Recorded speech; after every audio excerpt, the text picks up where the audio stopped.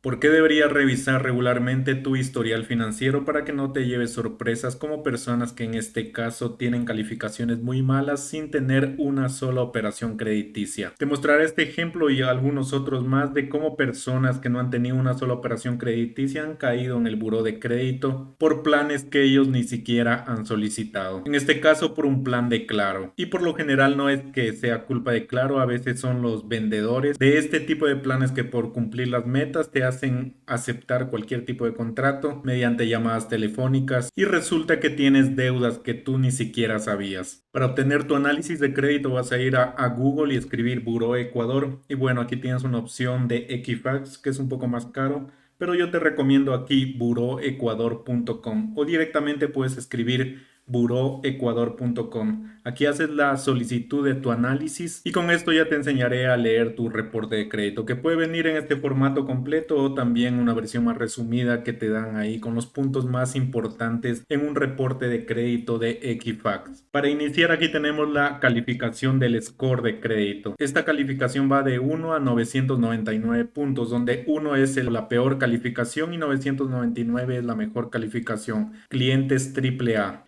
Incluso en la misma página de Buró Ecuador hay un simulador. Puedes ir aquí a la parte de simulador y por ejemplo si tienes una calificación de 826 puntos, aquí ya te sale qué tipo de cliente. En este caso cliente A y en este caso de 624 puntos. Ahí tenemos que es un cliente tipo B. Y a la derecha tenemos el porcentaje de riesgo. Esto lo que indica es la probabilidad de que tú incumplas o no la obligación. Para el caso de este cliente tiene un 47% de probabilidad de que caiga en mora o de incurrir en morosidad en el sistema crediticio ecuatoriano. Aquí una aclaración, mucha gente cree que ya teniendo un triple A en el buró de crédito ya le pueden dar cualquier crédito. No, esto solo es un punto, ya que existe un concepto que se llama la 5C del crédito que les he dejado en otros videos aquí en mi canal. Lo segundo es leer un poco estos gráficos que son bastante fáciles. Aquí lo que te da es los niveles, cómo ha evolucionado tu score. Tu calificación hace 12 meses, en este caso 562, luego este cliente se ha recuperado 863, pero nuevamente ha caído. En este gráfico del histórico del endeudamiento, entidades controladas por la Super de Bancos y por la Superintendencia de Economía Popular y Solidaria. En otras palabras, CCB, todo lo que es bancos y CEPS, todo el tema de cooperativas y cajas de ahorro. Hace 12 meses este cliente tenía una deuda de $2,866, luego hace 6 meses subió esa deuda a 3,800 y actualmente está en 3,491. Este otro gráfico es el que debes tener más cuidado de nunca caer aquí, ya que muestra las deudas malas, o sea, las deudas en mora, en cartera castigada o en demanda judicial. Este cliente ha empezado su proceso en mora hace 6 meses y luego la deuda vencida en mora o cartera castigada, que ya lo vamos a ver más adelante, ha caído hasta un monto de 2,300 y pico dólares en la actualidad. Este otro gráfico simplemente ve las operaciones crediticias con el número de entidades o acreedores financieros. Hace 12 meses le debía a un solo banco o cooperativa, hace 6 meses a dos y actualmente mantiene la deuda con dos entidades. Y el histórico o el endeudamiento comercial,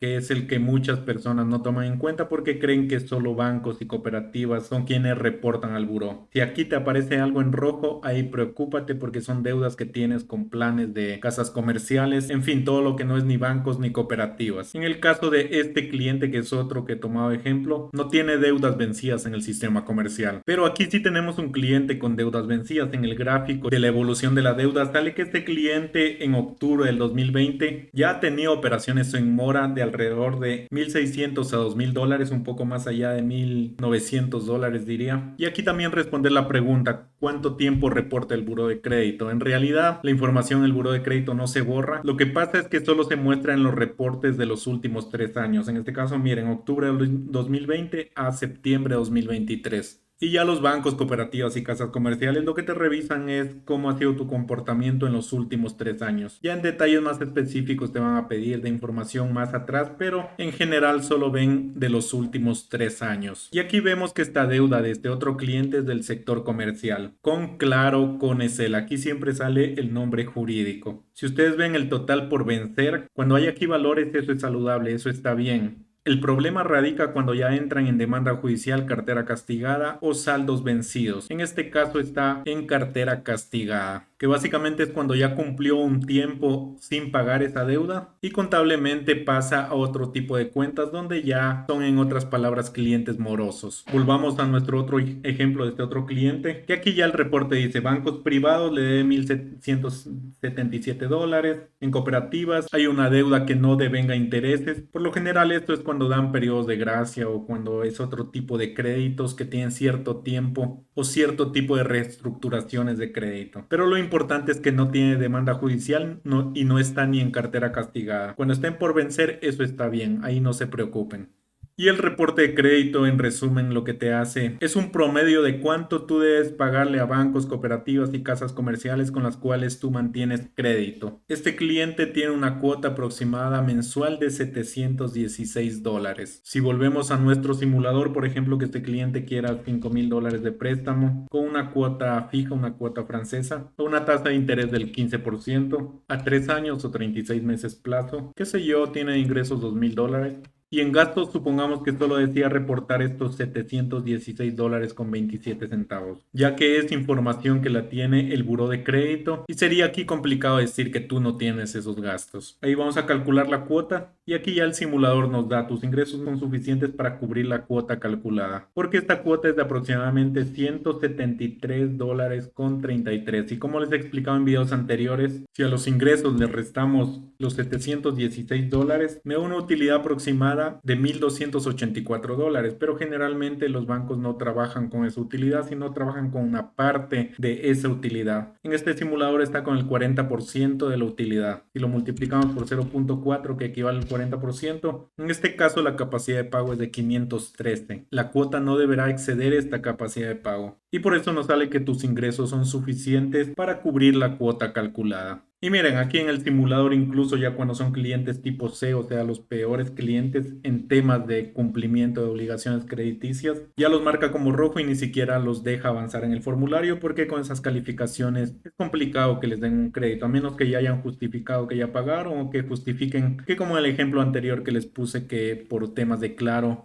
hayan incurrido en morosidad. Que eso primero deberían ir con Claro en este caso, en este ejemplo, que Claro ya les emita que no deben nada y luego ir a Equifax si mismo no se les actualiza la deuda. Y a partir ya de los 600 y algo puntos es donde ya es un rango considerable para aceptarte y colocarte un crédito. Ojo que todo esto depende de la institución financiera, qué tolerancia al riesgo tenga. Unas instituciones tienen más tolerancia al riesgo y otras instituciones son más estrictas. Dicen, no, aquí solo clientes AAA. También depende mucho de la línea de crédito. En fin, deja un comentario con las preguntas sobre este tema, que independientemente de tu profesión son aspectos que deberías conocer en tu vida cotidiana. Y eso era todo lo que les quería enseñar en este video. Que tengan un excelente día.